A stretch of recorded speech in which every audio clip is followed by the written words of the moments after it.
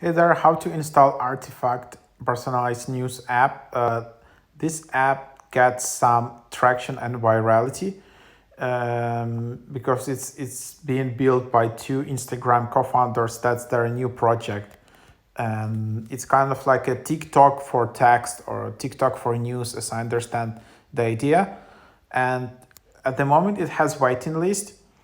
Um, Yeah, so you need to have some invite. You just need to enter a phone number and then you can get access. But yeah, for me it was pretty fast. Like I think 1 2 weeks when I entered the phone and then I got in. So then you can just tap get started, and then you can personalize your feed and just proceed and get started with the app. So yeah, that's basically the process.